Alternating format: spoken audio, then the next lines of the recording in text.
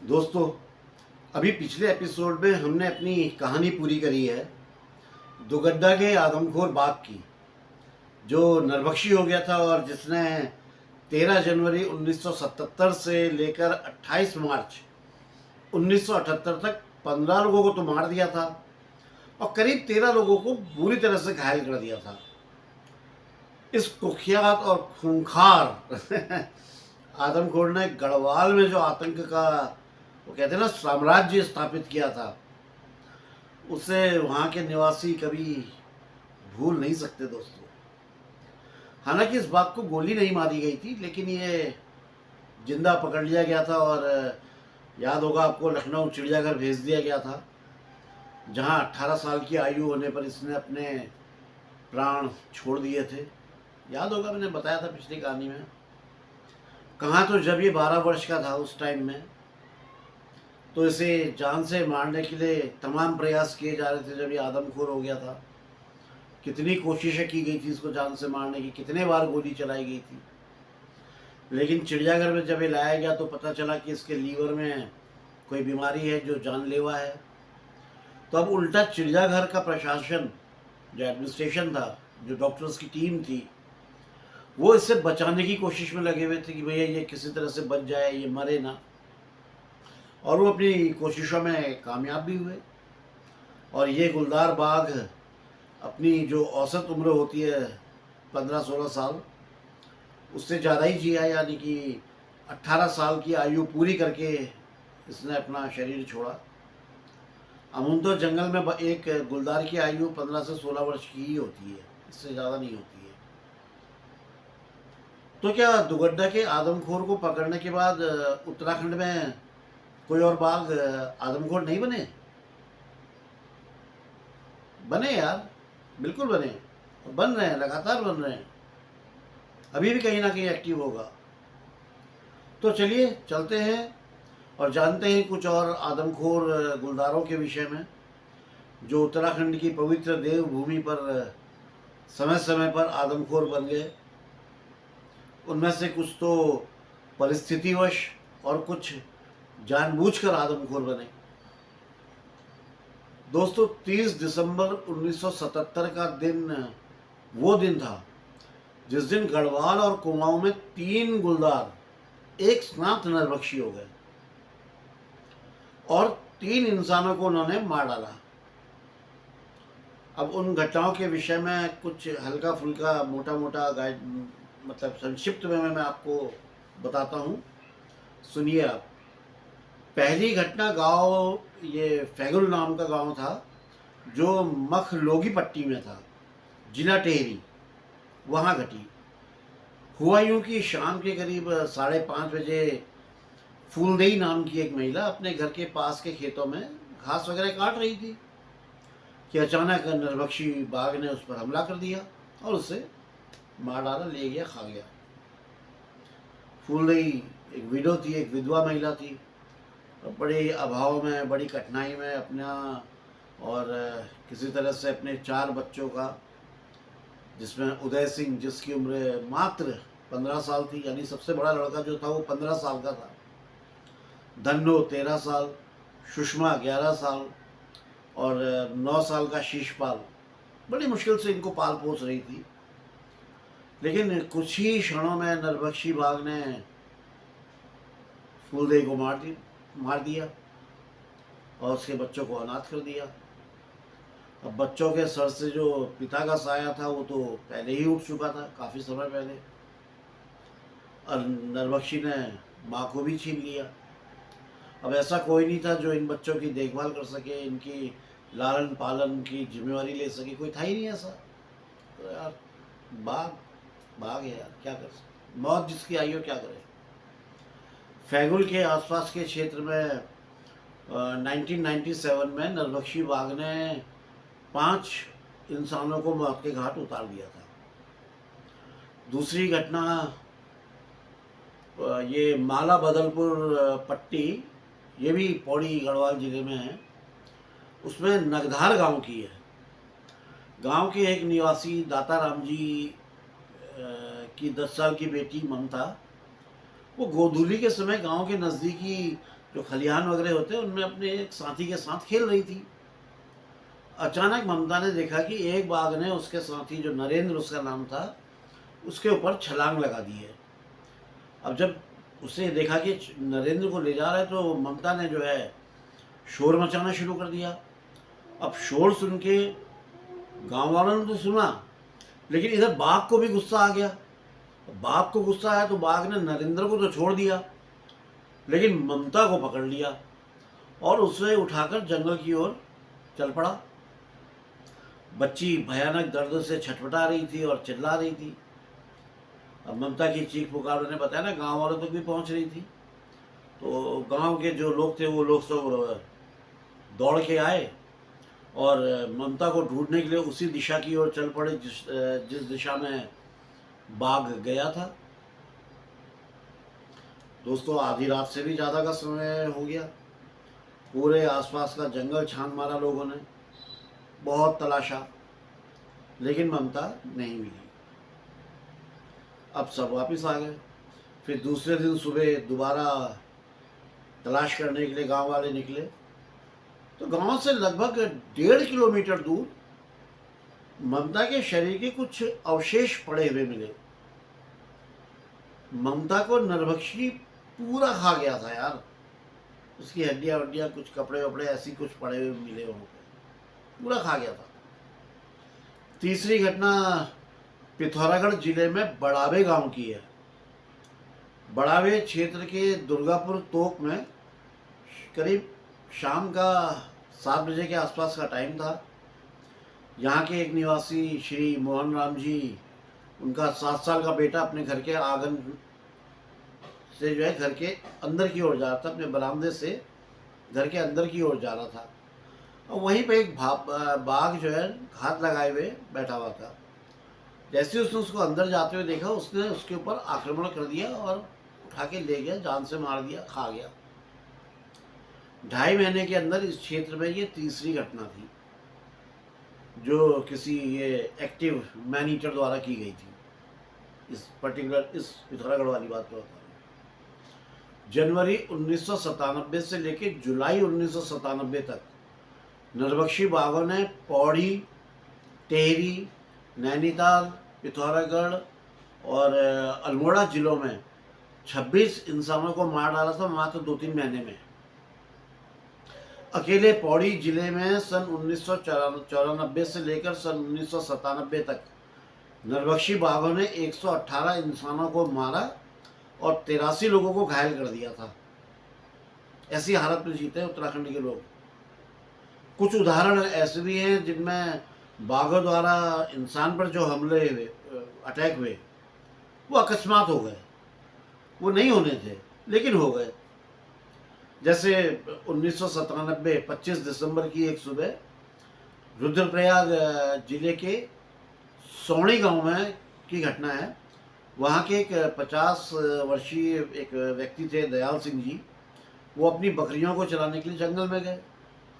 जिस जगह में वो बकरियों को चरा रहे थे वहीं पर एक बाघ अपने एक शिकार को खाने में व्यस्त था और दयाल सिंह जी टहलते टहलते उसके नज़दीक पहुंच गए। उन्हें भी नहीं पता था कि यहाँ पे बाघ है। अब बाघ ने उनको देखा तो बाघ को ये लगा कि ये व्यक्ति जो आया हुआ है ये इसका शिकार छीनने के लिए आया हुआ है। तो उस भूखे और वो खूंखार बाघ ने दयाल सिंह जी पर हमला करके उन्हें मार डाला। दूसरी घटना गांव भुवाली, नॉट भवाली, भुवाली, ये एक तहसील लैंसडाउन की है जो जिला गढ़वाल। वहाँ के एक निवासी योगेंबर सिंह जी की पत्नी बीना देवी थी। वो 4 जनवरी 1998 की शाम को करीब 5:30 बजे लकड़ी लेने जंगल जा रही थी। अब वो जिस रास्ते पे चल रही थी उसके पास में ही कुछ झाड़ियाँ थी और उस झाड़ियों में जो है एक मादा बाघिन अपने शावकों के साथ बैठी हुई थी, लेटी हुई थी, रेस्ट कर रही थी। अच्छा, जब बाघिन ने देखा ये महिला आ रही है, हाथ पे धराती है और लकड़ी अकड़ी है, तो उसको ये डाउट हुआ कि ये महिला उसके बच्चों को नुकसान पहुंचा सकती है। तो उसने तुरंत इस महिला पर आक्रमण कर दिया।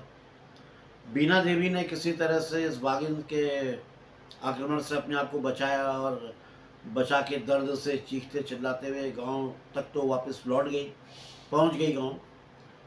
उसके शरीर में कई जगह बाघिन के पंजे लगे हुए थे, तो बहरहाल वो बच गई, लेकिन गांव तक पहुंच गई, बच गई, अपने घर पहुंच गई। ये हमले ऐसे थे जो अकस्मात हो गए थे, मतलब इस पर किसी की गलती नहीं थी। इसमें ये नहीं कहा जा सकता कि उसकी गलती या उसकी गलती। पहली घटना जो मैंने आपको दयाल सिंह जी वाली बताई, उसकी यदि बाघ आदमखोर होता तो वो दयाल सिंह जी को मारता ही नहीं, वो तो पूरा खा जाता, लेकिन उससे मारा और बॉडी को छोड़ दिया। और इस ये जो बीना देवी वाला मामला जो है, इस घटना में भी अगर बाघिन आदमखोर होती तो आप लोग खुद सोचिए, क्या बीना देवी अपनी जान बचाकर अपने घर तक या अपने गांव तक लौट पाने में सफल हो पाती? अगर वो मैन ईटर होती तो नहीं हो पाती, क्योंकि मैन ईटर कहाँ छोड़ती। लेकिन गढ़वाल और कुमाऊं में कई घटनाएं ऐसी भी देखने के लिए मिली जिसमें बाघ ने जानबूझकर इंसान पर हमला किया है। सन 1995 से लेकर 1997 तक हाँ 18 महीनों में पौड़ी जिले के पाबो क्षेत्र में एक जोड़ा बाघ, यानी कि एक बाघ एक बाघिन, उनकी जोड़ी, वो नरभक्षी हो गई। उन्होंने 36 लोगों को मार दिया और 25 लोगों को घायल कर दिया था। सोचो, 6 जुलाई 1997 को इस नरभक्षी बाघों की इस जोड़ी की जो फीमेल थी, जो मादा बाघ थी, उसको वन विभाग के कर्मचारियों ने एक पिंजरे में पकड़ लिया था। वो सफल हो गए थे उसको पकड़ने में। एक्चुअली पिंजरे में उन्होंने बेट के रूप में एक बकरी बांध दी थी, जिसके लालच में वो अंदर गई और पिंजरे में बंद हो गई। वन विभाग के कर्मचारी इस बाघिन को पौड़ी ले जाना चाहते थे, लेकिन इस क्षेत्र की जो महिलाएं थी वो बड़ी उत्तेजित थी और उनको ये शक था कि ये वन विभाग के कर्मचारी इस बाघिन को यहाँ से तो ले जाएंगे, लेकिन किसी नज़दीक के ही किसी जंगल में ले जाकर इसे छोड़ देंगे और ये फिर वहाँ से लौट के इसी क्षेत्र में आएगी और फिर इन लोगों की जान के लिए आफत बन जाएगी। तो इस शक और मानसिक तनाव की स्थिति में इन महिलाओं ने इस बाघिन पर मिट्टी का तेल डाला और इसे जिंदा ही जला दिया। यार, हालांकि मेरी नज़र में ये रिवेंज का कोई तरीका नहीं था, लेकिन जिनके परिजनों पर बीती हो या जो इस डर और आतंक के माहौल में जी रहा हो, उसके बारे में सोचा जाए और उसकी मनोदशा को समझा जाए, तो ये औरतों को भी मैं एकदम गलत नहीं कह सकता हूँ, क्योंकि किसी ने बच्चा, किसी ने पति, किसी ने पिता, कुछ ना कुछ, किसी ना किसी की मौत देखी थी अपनी आंखों के सामने, तो मैं इनको भी गलत नहीं कह सकता हूँ। लेकिन फिर भी जला देना यार, जिंदा जला देना यार, ये तो क्रूरता की हद को पार करना था यार। मैं थोड़ा सा इसके फेवर में नहीं हो पा रहा हूँ। यदि इन महिलाओं को वन विभाग के जो कर्मचारी थे इनके ऊपर शक था, तो उनको क्या करना चाहिए था, अपने गांव के कुछ जिम्मेदार पुरुषों को उनके साथ भेजती और चेक करवाती कि ये क्या हो रहा, क्या कर रहे हैं। तरीका तो यही बनता था, लेकिन खैर चलो, क्या कहा जा सकता है, जो भी दिया सो भी दिया। इस घटना के कुछ समय बाद इस बाघिन का जो साथी था नर बाघ, वो पश्चिम नयार में एक गाड़ है, उसके ऊपर एक पुल था, सिमली का पुल कहते हैं उसे, उस पर मरा हुआ मिला। ये जो नर बाघ था बहुत बूढ़ा हो गया था और उसका एक कैनाइन भी टूटा हुआ था, लेकिन जो बाघिन थी वो पूरी तरह विकसित और बाघिन थी, मतलब बड़ी खूबसूरत और बड़ी यंग थी वो। ये जोड़ा जो है मिलकर शिकार करता था। इधर ये जो बाघ था जिन मनुष्यों पर हमला करता था, उन्हें जान से मारने के लिए वो इस बाघिन पर ही निर्भर रहता था, क्योंकि जान से वही मारती थी। दोस्तों, बाघों और मनुष्यों का आमना सामना हमेशा होता रहा है, अभी भी हो रहा होगा कहीं ना कहीं, और आगे भी जारी रहेगा। ये कॉन्फ्लिक्ट रुकने वाला नहीं है, ना पहले आज तक कभी रुका, ना आगे कभी होगा। कभी बाघ मनुष्य का शिकार करते हैं तो कभी मनुष्य बाघ का शिकार करता है। दोस्तों, उस दशक में 115 बाघ मारे गए थे। एक बार मैं फिर क्लियर कर देता हूँ दोस्तों, मैं कहानी में गुलदार या तेंदुआ, जिनको अंग्रेजी में लेपर्ड बोलते हैं, मैं उनको बाघ बोल रहा हूँ, उनको बाघ नाम से संबोधित कर रहा हूँ, क्योंकि उत्तराखंड में हम हमेशा से बाघ ही कहते आए हैं यार। तो जो हम लोग की जुबान है ना, ये इससे बाघ शब्द ही चढ़ा हुआ है। हम देखेंगे तो हमारे मुंह से बाघ ही निकलेगा, वो शेर हो, बबड़ शेर हो, चीता हो, तेंदुआ हो, कुछ हो, अरे बाघ, बस यही निकलेगा। तो आप लोग समझ जाइएगा कि मैं लेपर्ड की बात कर रहा हूँ, टाइगर की नहीं। क्या करूँ यार, आदत से मजबूर हूँ। बाघ बाघ बाघ एगो, बाघ एगो, बाघ होने यार, मतलब बाघ ही है। खैर दोस्तों, देहरादून जिले के रायपुर क्षेत्र और उससे लगे टिहरी जिले के कुछ क्षेत्रों में जनवरी 2001 से लेकर अप्रैल 2001 के बीच एक मैन ईटर एक्टिव हो गया। इस बाघ ने अपना पहला शिकार रायपुर ग्राम सभा के केसरवाला गांव में, धर्मेंद्र सिंह जी थे, उनकी 10 साल की लड़की थी दीपा, उसको अपना शिकार बनाया। 12 जनवरी 2001 में अपना 12 जनवरी को पहला शिकार उसने इसको बनाया, दीपा को। घटना के समय दीपा के दादाजी और उसका छोटा भाई घर के आंगन में बैठ के अंगीठी सेक रहे थे। हमारे पहाड़ों में अंगीठी सेकने का बड़ा वो है ना, जाड़ों में, वो बैठ के अंगीठी सेक रहे थे। दीपा घर के कमरे से निकल के आंगन की तरफ आई तो वहाँ पहले से एक गुलदार घात लगा के बैठा हुआ था। मैंने गुलदार कहा, गुलदार घात लगा के बैठा हुआ था। जैसे ही दीपा उसकी रेंज में आई, उसने एक छलांग लगाई दीपा को और पीछे से पकड़कर, मतलब उसकी गर्दन को पकड़ लिया, उसे खींचता हुआ अंधेरे में गायब हो गया। ये घटना घटी और इत्तेफाक ये था कि उस टाइम बिजली नहीं थी, लाइट चली गई थी। लाइट चली गई थी और चारों तरफ अंधेरा हो गया था, चारों तरफ अंधेरा ही फैला। जब लाइट ही नहीं है तो अंधेरा फैल गया था, तो कुछ दिखाई नहीं पड़ रहा था स्पष्ट। दादाजी चिल्लाए, वो बच्चा जो छोटा भाई था वो चिल्लाया, चीख सुन के परिवार वाले आए। परिवार वालों ने शोर मचाना शुरू किया तो शोर सुनकर दूसरे और जो आस पड़ोस के गांव वाले थे वो भी आ गए, वो भीड़ जमा हो गई। और जब उनको पता चला इस घटना के बारे में कि दीपा को गायब हो गई है, बाघ ले गया, तो एक पेट्रोमैक्स जलाकर उसकी सहायता से दीपा को ढूंढने के लिए निकले। धर्मेंद्र सिंह जी के घर से लगभग 30 फीट दूर उन्हें दीपा के का जो खून था उससे सनी हुई उसकी जैकेट, और उसके थोड़ा सा और कुछ दूर आगे जाकर जमीन पर खून के धब्बे दिखाई दिए। देर रात तक बहुत कोशिश करी गांव वालों ने कि दीपा को ढूंढा जाए, सब बहुत जहां तहां जाके देखा लेकिन नहीं ढूंढ पाए। अब अगले दिन उसे दोबारा ढूंढने के लिए गांव वाले निकले, तो गांव से लगभग 1.5 किलोमीटर दूर एक नहर के पास झाड़ियों के अंदर उन्हें दीपा की जो है आधी खाई हुई बॉडी मिली। बॉडी जमीन पे मुंह के बल पड़ी हुई थी। बाघ ने दीपा के शरीर को गर्दन की ओर से उसकी जो दाहिनी छाती तक उतना पूरा खा लिया था, और उसका जो दायां हाथ था वो भी शरीर से अलग पड़ा हुआ था। दीपा की ये जो असमय मौत थी, बच्ची थी यार बेचारी, हमें बोलने में दुख हो रहा है तो जो लोग होंगे वो कितने दुखी हुए होंगे। और इस घटना के कारण केसरवाला और उसके जो आसपास के क्षेत्र जो थे वहाँ पे आदमखोर बाघ का आतंक छा गया। मतलब अब ये हो गया कि यहाँ पे आदमखोर है। इस घटना से जो वहाँ की पब्लिक थी, जो लोग थे, वो बहुत ज़्यादा उत्तेजित हो गए थे और उन्होंने सुबह 8 बजे से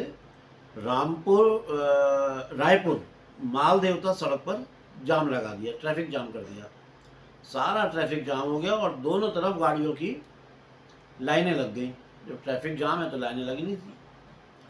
फिर उप जिलाधिकारी उस टाइम में राजेश त्यागी थे, वो और सहायक वन संरक्षक IAS सिद्दीकी, वो दोनों वहाँ आए और वहाँ के आकर के उन्होंने जो लोग थे उनको आश्वासन दिया कि इस बाघ के आतंक को समाप्त करने के लिए जो है जितना जल्दी हो सके उतना जल्दी कार्रवाई की जाएगी। और फिर काफ़ी दोनों तरफ से डिस्कशन के बाद करीब 4 घंटे के बाद गांव वाले इनकी बातों से आश्वस्त हुए और उन्होंने ट्रैफिक खोल दिया, यानी कि जो जाम लगाया था जाम खोल दिया। क्या करते यार, पब्लिक भी क्या करे यार। इस घटना के संबंध में जो पब्लिक थी उसकी भावनाओं को समझते हुए वन्य जीव प्रतिपालन विभाग उत्तरांचल देहरादून ने बाघ को आदमखोर घोषित कर दिया और साथ ही ये घोषणा कर दी कि इसे पकड़ने या मारने के जो कोशिशें हैं वो चालू कर दी जाए। विभाग ने पिंजरा लगाने के साथ साथ कुछ ट्रेंड हंटर्स को भी नियुक्त किया कि अगर आवश्यकता पड़ जाए तो इस नरभक्षी को तुरंत गोली मार देना।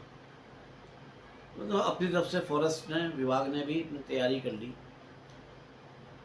लगभग 2 महीने बाद 9 मार्च 2001 की शाम को 6:30 बजे न्याय पंचायत भरवा काटल के महेंद्रपुर माजरा गांव में रविंद्र प्रसाद जी की 4 साल की बेटी आरती घर की चौखट के पास खेल रही थी। घर की जो चौखट होती है उसके पास में खेल रही थी। उसके नज़दीक ही उसकी माँ बैठी हुई कुछ घरेलू अपने काम वाम कर रही थी जो होते हैं औरतों के घर के काम वगैरह। अचानक पता नहीं कहाँ से नरभक्षी प्रकट हुआ, उसने आरती को उठाया और उठाकर ले गया। अब आरती की माँ ने शोर मचाना शुरू किया। आसपास के लोग फिर जमा हो गए और आरती की तलाश में उस ओर दौड़े जिस ओर नरभक्षी बाघ गया था आरती को लेकर।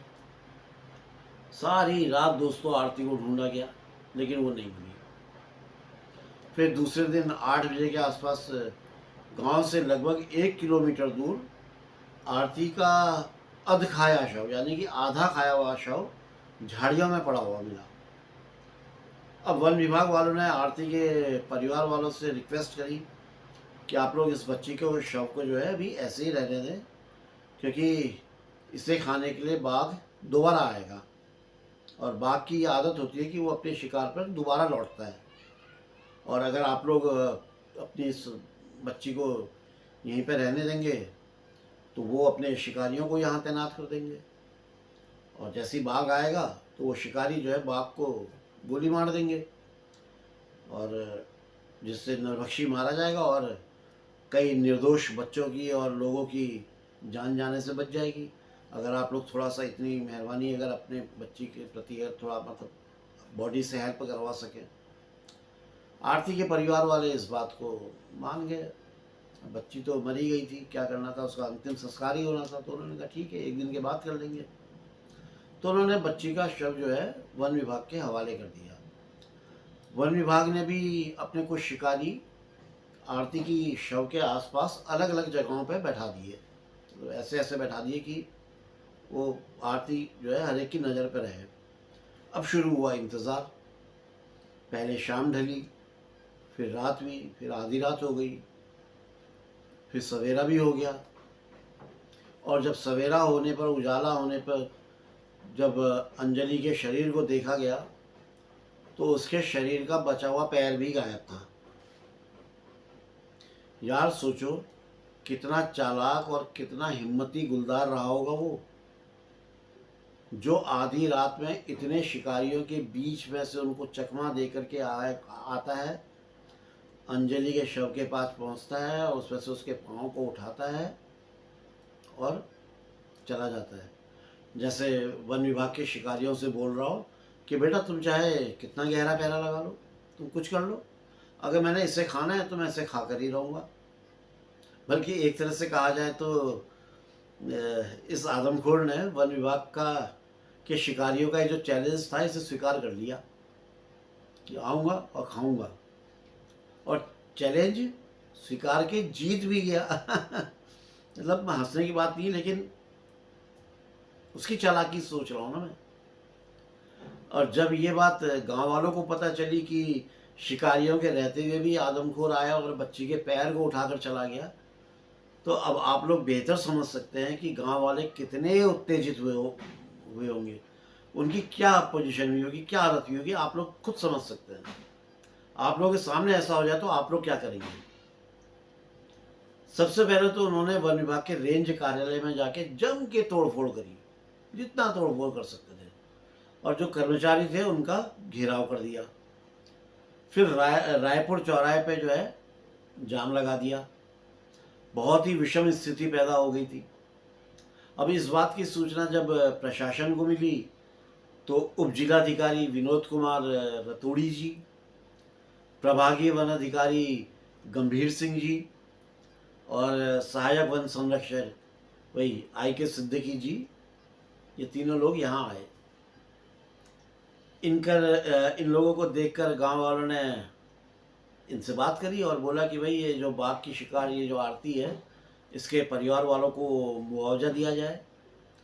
बाघ के आतंक से निजात दिलाने के लिए विभाग कोई ठोस कार्रवाई करे, जितना जल्दी हो सकता है हमें इस बाघ से मुक्ति दिलाए, और साथ ही गांव वालों को भी ये अनुमति दी जाए कि वो इस बाघ को मार दें, क्योंकि बाघ को मारना आम को अलाउ नहीं है ना। प्रभागीय वन अधिकारी गंभीर सिंह जी ने गांव वालों के जो गुस्सा था, जो उत्तेजना थी, उसको देखते हुए उन्हें आश्वस्त किया। उनको बोला कि जो बच्ची है आरती, इसके परिजनों का जो भी मुआवजा है वो उसके लिए गवर्नमेंट को जो एक संस्तुति भेज देंगे, मतलब गवर्नमेंट को लेटर लिख देंगे कि इसके परिजनों को कुछ जो भी मुआवजा है वो मिलना चाहिए। इसके अलावा बाघ को मारने के लिए इस क्षेत्र में 6 और प्राइवेट और विभागीय शिकारियों को भी नियुक्त किया जा रहा है और जल्द ही शिकारियों की संख्या और बढ़ा दी जाएगी।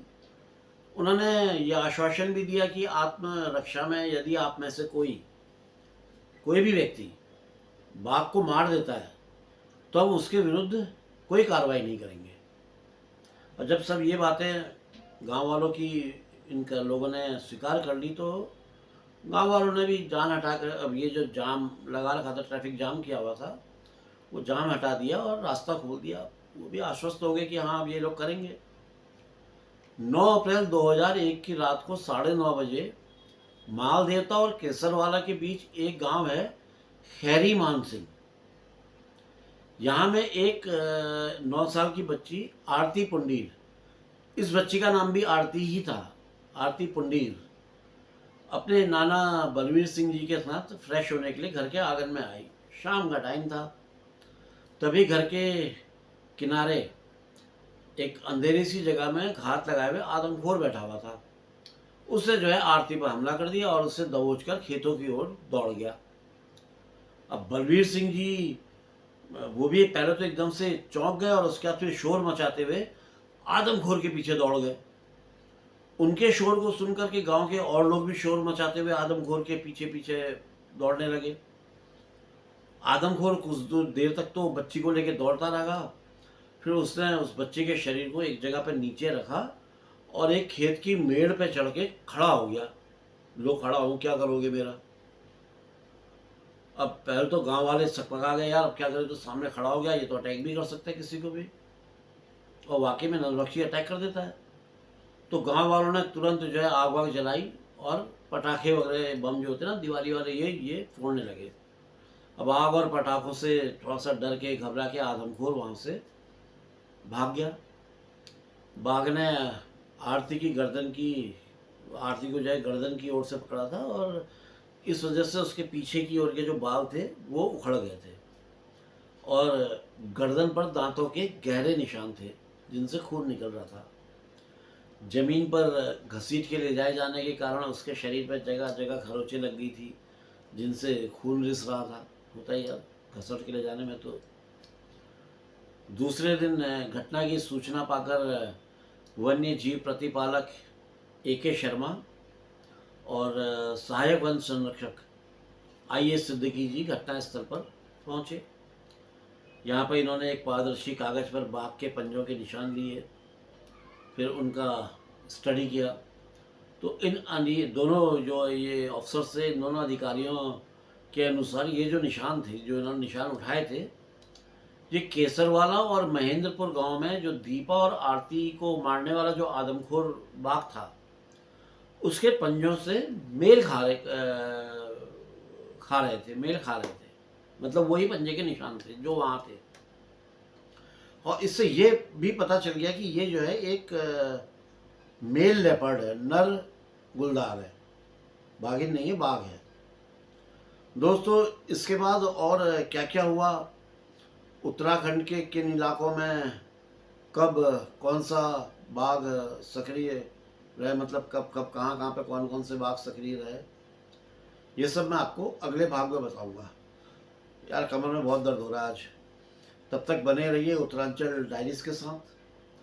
दोस्तों मैं घटनाओं को उसी क्रम में सुनाता हूँ जिस क्रम में वो घटित हुई थी, और बहुत जल्दी ही एक नई सीरीज भी आप लोगों के सामने लाने वाला हूँ। बस आप लोगों से निवेदन है कि अपना प्यार और आशीर्वाद दोस्तों बनाए रखिएगा। ये बहुत ज़रूरी है यार मेरे लिए, मेरे स्वास्थ्य के लिए भी, कि मैं जल्दी ठीक हो जाऊँ। दोस्तों वादा कर रहा हूँ, ठीक हो गया तो आप में से ज़रूर किसी ना किसी को उन जगहों में ज़रूर ले जाऊँगा जहाँ जहाँ आपकी घटनाएं मैंने सुनाई हैं। जो मित्र चैनल में पहली बार आए हैं उन सबसे प्रार्थना करता हूँ कि चैनल को सब्सक्राइब कर दें, लाइक कर दें, शेयर कर दें, और हो सके तो कमेंट भी करें।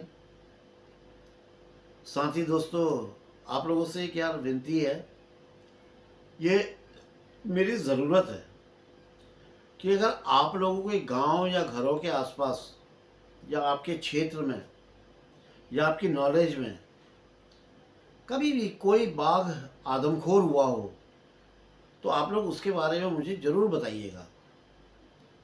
आप लोग चाहें तो मुझे कॉल कर सकते हैं या आप मुझे व्हाट्सएप कर सकते हैं। मैं नीचे अपना नंबर टाइप लिख दूंगा, अपना नंबर दे दे रहा हूँ आपको। आप मेरे को कॉल करना चाहें कॉल कर दें, व्हाट्सएप करना चाहें व्हाट्सएप कर दें।